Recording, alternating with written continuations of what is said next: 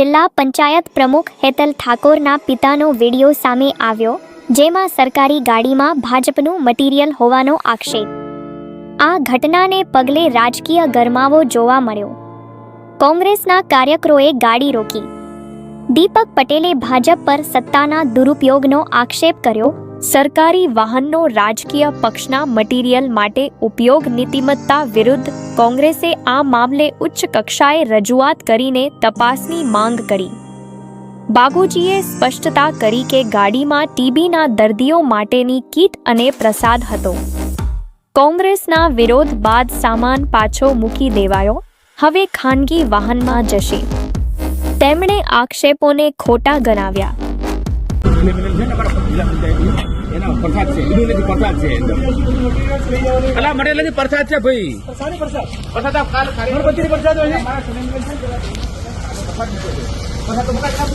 प्रसाद पण भाजपा कार्यालय में भाजपा खाली उतार्यो तो पटेल लई जाओ શું ઉતારી દો છો પડદાથી એવું નથી કહ્યું હવે શું લે ઉતારી દો છો તમે એમ કહો છો પ્રસાદ ના લઈ જાઓ લઈ જાઓ ને હવે શું ઉતારી દો એમ કહીએ છીએ હવે લઈ જાઓ બીજી ગાડી પડી છે અમારે ના પણ હવે એમાં લઈ જાઓ ને અમે શું તમને ખોટું ના લાગતું હોય તો ઉતારી દો ના અમને કઈ ખોટું તમને ખોટું ના લાગતું તો બરાબર લેવા દો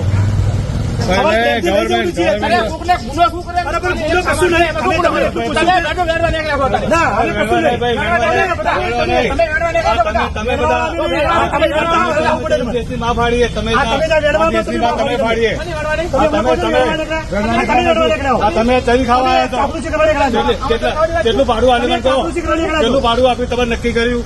ભાડું કેટલું નક્કી કર્યું? ગવર્મેન્ટ કાર્યાલય ભાજપ કાર્યાલય કેમ આવ્યો છો તમે? સામાન ચલો ઉતારે કેટલું ભાડું નક્કી કર્યું ભાજપ કાર્યાલયમાં? શા માટે આવી છે ગાડી? ભાઈ નો હોદ્દો પૂછી લેજો।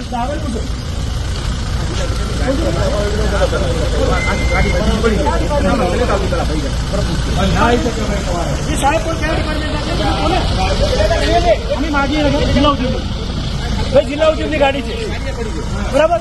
તમારો હોદ્દો શું થાય? જિલ્લા ઉદ્યોગનો હોદ્દો શું? તમને વિનંતી કરી પડી છે તમારો જિલ્લા ઉદ્યોગનો હોદ્દો શું એટલું અમે ખાલી વિનંતી કરી।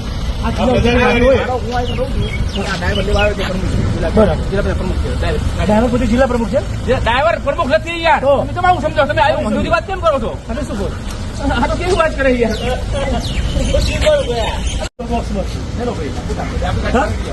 લાગે ઈવીએમ શું દેખાય? ગવર્મેન્ટ ગાડીમાં ભાજપના ઝંડા સરકારી ગાડીમાં એ સારું સારું પણ ના પાડી ભાઈ શું છે? પણ તમારે એમ કહો છો ના કશું નહીં, અમારે શું હોય? તમારું તમે કહો છો અમારે તો કશું નહીં। તકલીફ શું થાય? અમે તો તમને વિનંતી કરી સરકારી ગાડીનો ઉપયોગ ના કરી શકે। પેલા લાઈન મૂકી દેવી જોઈએ ને।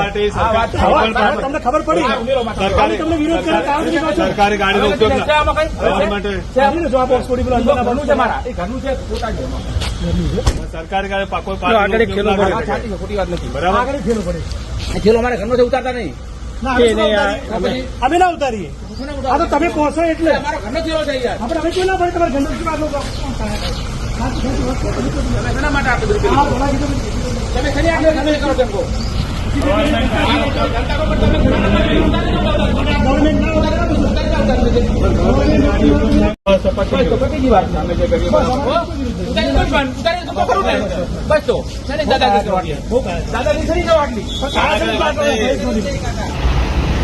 પાટણ ભાજપ જિલ્લા કાર્યાલય ખાતે સવારે 9:30 વાગતામાં બે ગવર્મેન્ટ ઓફ ગુજરાત લખેલી ગાડીઓ પડી હતી। તેમાં ભાજપના કાર્યાલયમાંથી સ્ટેશનરીનો સામાન ભરાતો હતો। આ જોઈને અમારા કોંગ્રેસના આગેવાન મનીષભાઈ ઠક્કર, હરગોનભાઈ મકવાણા, હર્ષદભાઈ વર્મા એ ડ્રાઈવરને પૂછપરછ કરતા આ ગવર્મેન્ટ શાખાની ગાડીઓ હતી, જેના કારણે એમને કોઈ જવાબ આપ્યો ન હતો। જેથી બાજુમાં ઊભેલા એક ભાઈને પૂછતા એ ભાઈ પણ ઉદ્ધતાઈભર્યા જવાબ આપી અને જેમ તેમ બોલવા લાગેલા, જેના કારણે અમારા કાર્યકરોએ વિડીયો ઉતારતા આ ગાડીમાં ભરેલો સામાન જે સ્ટેશનરી હતી એ ઉતારવાની ફરજ પડી હતી અને એક ગાડી તો ફટાફટ નીકળી ગઈ હતી અને બીજી ગાડીમાંથી સામાન ઉતારી અને તે પડી રહી હતી। ખરેખર આ ગવર્મેન્ટ ઓફ ગુજરાતની ગાડીઓ એ પ્રજાના ટેક્સના પૈસેથી ચાલે છે, તો પ્રજાની સેવા માટે હોવી જોઈએ, નહીં કે ભાજપના લોકો માટેની સેવામાં, ભાજપના કાર્યકર અને આગેવાનોની સેવા માટે ખરેખર આની યોગ્ય તપાસ થવી જોઈએ અને આ જે લોકોએ ગવર્મેન્ટ ગાડી અહીંયા ભાજપ કાર્યાલયે મોકલી છે એમની સામે કડક કાર્યવાહી કરવી જોઈએ તેવી પાટણ શહેર કોંગ્રેસ પ્રમુખ તરીકે અમારી માગણી છે. હેલો મિત્રો, હું અરગોન મકવાણા.